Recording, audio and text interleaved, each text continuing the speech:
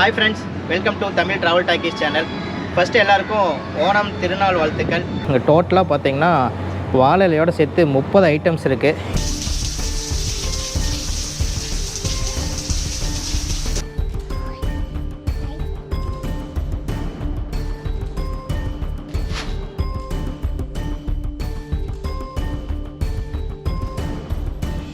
So அப்போ வந்து மகாபலி சொல்கிறாரு, இப்போ தானே எல்லாமே கொடுத்து முடித்தேன், இந்த டைமில் வந்து வரீங்களே அப்படின்னு சொல்லிட்டு கேட்குறாரு. யார் வாமனன்? நீங்களா? அடிச்சு போடுவீங்களா? உங்களுக்கு தெரியும் இந்த சேனலோட என்னோடய பேர் வந்து சுரேஷ் பெரியசாமி. நான் வந்து மகாபலி வேஷம் போட்டிருக்கேன். என்னோடய சன் வந்து டுகின் வந்து வாமனன் வேஷம் போட்டிருக்காரு.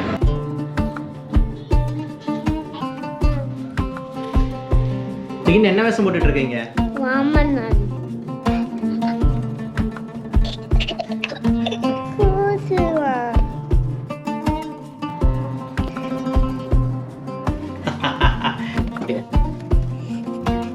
இங்க பாருங்க, சூப்பரா இருக்குது. என்னது?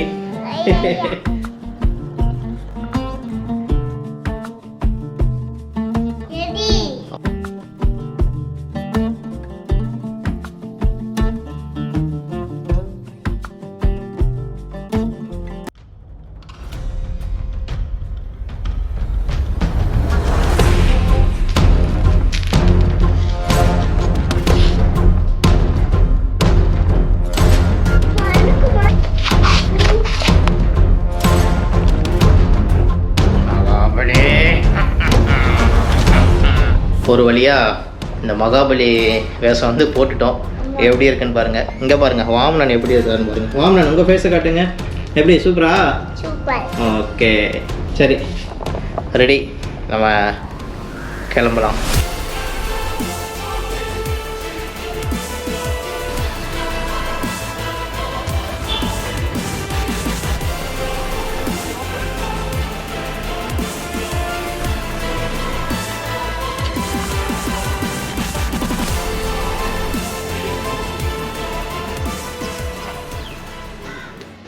Hi friends, welcome to Tamil travel talkies channel. First எல்லாருக்கும் ஓணம் திருநாள் வாழ்த்துக்கள். நம்ம சேனலில் வந்து தொடர்ந்து பார்க்குறவங்களுக்கு தெரிஞ்சிருக்கும், நம்ம கேரளாவில் இருக்கிற நிறையா டூரிஸ்ட் பிளேசஸ், டிஃப்ரெண்ட்டான ரெசார்ட்ஸ் வீடியோலாம் போட்டு ஆஃபர் ரேட்டில் நிறைய பேருக்கு புக் பண்ணி கொடுத்துட்ருக்கோம். ஹனிமூன் பேக்கேஜ், ஃபேமிலி பேக்கேஜ் எல்லாம் புக் பண்ணி கொடுத்துட்ருக்கோம். ஸோ நம்ம கேரளாவிலேருந்து தான் நிறைய வீடியோ போட்டுட்ருக்கோம். ஸோ அதனால் இன்றைக்குமே வந்து கேரளா சம்மந்தமாக ஒரு வீடியோ பண்ண போகிறோம். அது டிஃப்ரெண்ட்டாக, அதாவது உங்களுக்கு எல்லாருக்குமே தெரியும் கேரளாவில் ஓணம் அப்படிங்கிறது வந்து ரொம்பவே ஃபேமஸ். இன்னொன்று இருக்குது, இந்த ஓணம் டைமில் வந்து இங்கே வந்து ஓணம் சத்யான்னு சொல்லிட்டு ஒரு சாப்பாடு வந்து விதவிதமாக பரிமாறுவாங்க. அதுக்கு ஒரு ரீசன் இருக்குது. நிறைய பேருக்கு வந்து தெரியாது இந்த ஓணம் எப்படி வந்துச்சு, எதனால் இது கொண்டாடுறாங்க அப்படிங்கிறது தெரியாது. இந்த ஓணம் கொண்டாடுறதுக்கு 2 பேர் முக்கியமான காரணம். அந்த 2 பேர் யாருன்னா, நாங்கள் 2 பேர் தான். இவர் வந்து வாமனன், நான் வந்து மகாபலி. ஸோ இந்த 2 கேரக்டர் தான் இந்த ஓணம் திருவிழா நடக்கிறதுக்கு ரொம்பவே ஃபேமஸ்.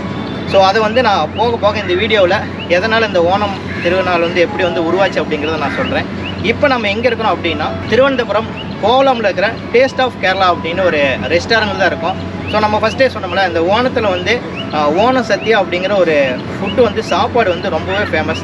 அதை வந்து நம்ம சாப்பிட வந்திருக்கோம். நம்ம சேனலில் பார்க்குற தமிழ்நாட்டிலேருந்து பார்க்குற நிறைய பேர்த்துக்கு வந்து இந்த ஓணம் சத்யா அப்படிங்கிறது என்னன்னே தெரியாது. ஸோ அதை வந்து நான் உங்களுக்கு காட்டணும் அப்படிங்கிறதுக்காக தான் ஒரு டிஃப்ரெண்ட்டான கான்செப்ட் வந்திருக்கோம். சரி வாங்க, நம்ம உள்ளே போய் அந்த ஓணம் சத்யா சாப்பிட்டுக்கிட்டு இந்த ஓணம் எப்படி வந்து உருவாச்சு அப்படிங்கிறத நம்ம பார்க்கலாம். ஓகே வாமனன், போகலாங்களா? வாங்க.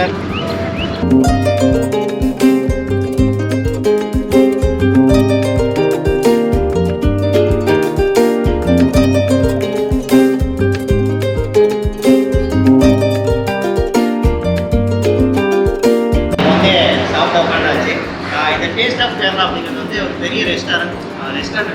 மெயின் ரெஸ்டாரண்ட் வந்து உள்ளே இருக்குது. அது நான் வந்து வீடியோவில் காட்டுறேன்.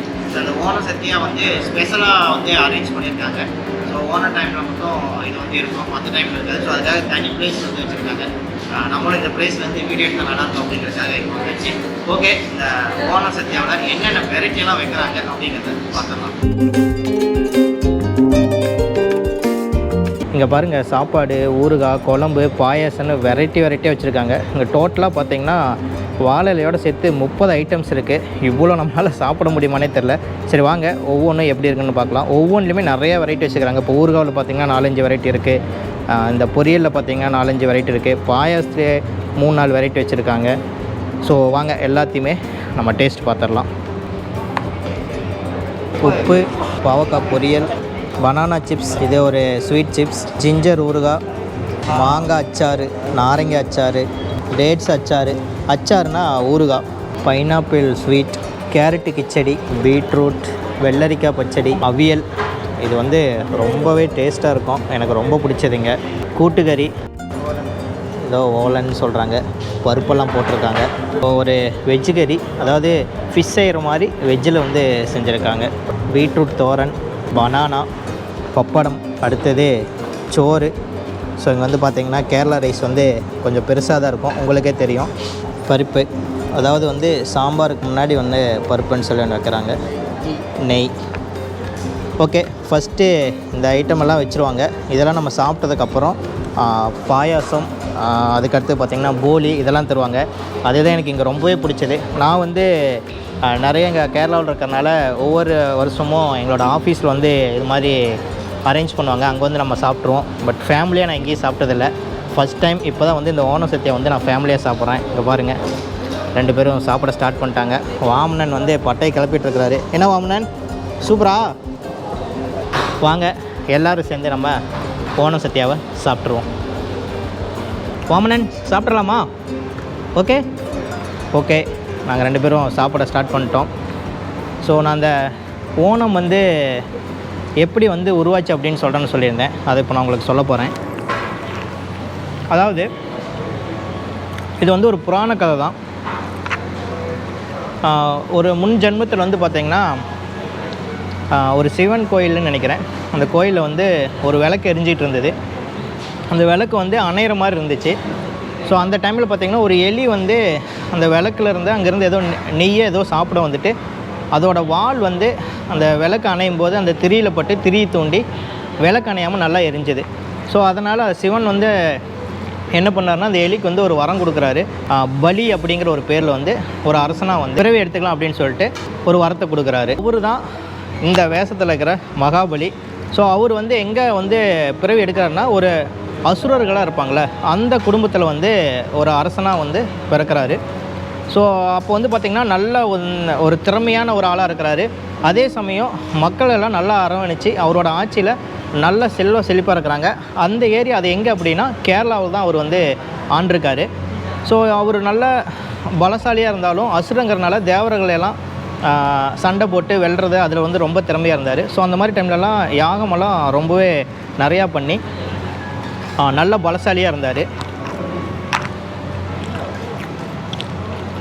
இந்த மாதிரி ரொம்ப இவர் பலசாலியாக இருக்கிறனால தேவர்களெல்லாம் வந்து ரொம்ப பயந்து போய் விஷ்ணுக்கிட்ட போய் முறையிடுறாங்க. இது மாதிரி அவன் வந்து நல்ல யாகமெல்லாம் செஞ்சு பலசாலியாக ஆகிட்டா தேவர்களெல்லாம் வந்து வென்றுவார்.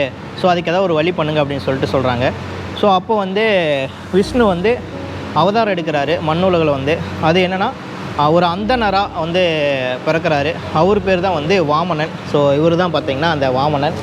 ஸோ இவரும் வந்து அவதாரம் எடுத்து வந்துடுறாரு. எதுக்காகனா இந்த பலி வந்து கொல்லணும் அப்படிங்கிறக்காக. ஸோ அந்த டைமில் பார்த்திங்கன்னா மகாபலி வந்து ஒரு பெரிய யாகம் பண்ணி அந்த யாகம் முடிவில் அங்கே இருக்கிற மக்களுக்கு வந்து எல்லாமே கொடை கொடுக்குறாரு. ஸோ அந்த டைம் பார்த்திங்கன்னா எல்லாமே கொடுத்து முடிச்சிடறாரு. முடிச்சதுக்கப்புறம் பார்த்திங்கன்னா இந்த வாமனன் வந்து அங்கே வராரு. ஸோ வாமனன் வந்து ஒரு சிறுவர் அந்த வயசில் தான் வந்து அங்கே வராரு. வந்து எனக்கே வேணும் அப்படின்னு சொல்லிட்டு கேட்குறாரு. ஸோ அப்போ வந்து மகாபலி சொல்கிறாரு, இப்போ தான் நான் எல்லாமே கொடுத்து முடித்தேன், இந்த டைமில் வந்து வரீங்களே அப்படின்னு சொல்லிட்டு கேட்குறாரு. பட் இந்த வாமனன் என்ன சொல்கிறாருன்னா, நான் 3 அடி இருக்க சிறுவன், எனக்கு என்ன வந்து நீங்கள் தரப்போகிறீங்க, என்னோட காலால் அளந்ததில் 3 அடி கொடுங்கன்னு சொல்லிட்டு சொல்கிறாரு. ஸோ இது சொல்லும் போதே பார்த்தீங்கன்னா அந்த மகாபலியும் வந்து ஓகேன்னு சொல்லிட்டு அக்செப்ட் பண்ணிக்கிறாரு. பட் மகாபலியோட ஒரு அசுர குரு வந்து என்ன சொல்கிறாருன்னா, இவர் வந்து விஷ்ணு தான் வந்து அவதாரம் எடுத்து வந்திருக்காரு, நீங்கள் வந்து வாக்கு கொடுத்துட்டீங்க அப்படின்னா கண்டிப்பாக சிக்கலாயிரும் அப்படின்னு சொல்கிறாரு. பட் அவர் என்ன, நான் வாக்கு கொடுத்துட்டேன், நான் அதை வந்து நிறைவேற்றி தான் ஆகணும், நான் வந்து ஏமாற்ற மாட்டேன் அப்படின்னு சொல்கிறாரு. ஓகேன்னு சொல்லி சரி நீங்கள் 3 அடி அளந்துருங்கன்னு சொல்ல உடனே டைமில் பார்த்தீங்கன்னா வாமனன் வந்து ரொம்ப பெருசாகிடுறாரு. அவர் விஷ்ணு தானே, ரொம்ப பெருசாகிட்டு மொதல் ஸ்டெப்பில் மண்ணுலக அளந்துறாரு, 2வது ஸ்டெப்பில் விண்ணுலக அளந்துறாரு. ஸோ அப்போ வந்து மகாபலிகிட்ட சொல்கிறாரு 2 ஸ்டெப்லேயே எல்லாத்தையுமே அளந்துட்டேன், இன்னும் ஒரு ஸ்டெப் இருக்குது, அதை நான் எங்கே வைக்கிறதுன்னு கேட்குறாரு. ஸோ அந்த டைமில் தான் சொல்கிறாரு, என்னோடய தலையில் வந்து உங்களோட காலை வச்சுக்கோங்க, இன்னொரு ஸ்டெப் வச்சுக்கங்க அப்படின்னு சொல்கிறாரு. ஸோ அவர் வந்து காலை வச்ச உடனே மகாபலி வந்து பாதாளத்துக்குள்ளே போய் இறந்துறாரு. ஸோ அந்த டைமில் வந்து விஷ்ணு வந்து ஒரு வரம் கொடுக்குறாரு. என்னென்னா, நீ வந்து நேர்மையாக இருந்த, என்னதான் நீ ஒரு அசுர குலத்தில் இருந்தாலும் நீ நேர்மையாக சொல்ல காப்பாற்றணும் அப்படிங்கிறக்காக 3ஆவது ஸ்டெப்பு தலையில் வைக்க சொன்னேன், அதனால் நீ ஏதோ ஒரு வரம் கொடு அப்படின்னு கேட்குறாரு. அப்போ தான் வந்து அவர் மகாபலி சொல்கிறாரு, நான் ஒவ்வொரு வருஷமும் வந்து என்னோடய மக்கள் வந்து செல்வ செழிப்பாக சந்தோஷமாக இருக்கிறத வந்து நான் பார்த்துட்டு போகணும் அப்படின்னு கேட்குறாரு. ஸோ அப்போ வந்து அவர் வரம் தராரு, இந்த திருவோண நட்சத்திரம் உதிக்கிற அந்த டைமில் வந்து நீ வந்து மக்கள் பார்க்கலாம், சந்தோஷமாக இருக்கிறத நீ பார்க்கலாம் அப்படின்னு சொல்கிறாரு. ஸோ அதை தான் வந்து ஓணமாக வந்து எல்லாருமே செலிப்ரேட் பண்ணுறாங்க. ஸோ இப்போ மகாபலி வரும்போது இவங்க எல்லாமே சந்தோஷமாக இருக்கிறத காட்டணும் அப்படிங்கிறக்காக தான் இந்த மாதிரி நிறைய விதவிதமாக சமைச்சு சாப்பிட்டு நிறையா திருவிழா போட்டிகள், இந்த படகு போட்டி, இந்த மாதிரி நிறையா வந்து செலிப்ரேட் பண்ணுவாங்க. ஸோ இது வந்து பார்த்திங்கன்னா 10 நாள் நடக்கும், அவ்வளோ கோலாகலமாக இருக்கும். இதுதான் இந்த புராண கதை, இப்படி தான் வந்து ஓணம் வந்து உருவாச்சு. ஓகே, நான் சாப்பிட்டு முடிக்கக்குள்ளே சைடில் இருந்த பாயாசமும் போலியும் நம்ம வாமனன் வந்து ஃபுல் கட்டிட்டாரு. என்ன வாமனன், சாப்பிடுங்க. ஓகே, இந்த மீசை தாங்க கொஞ்சம் டிஸ்டர்ப் பண்ணுது, சாப்பிடவே முடியல. ஓகே, சாப்பிட்ருவோம். இந்த மாதிரி தான் இந்த புராண கதை வந்து ஸ்டார்ட் ஆச்சு.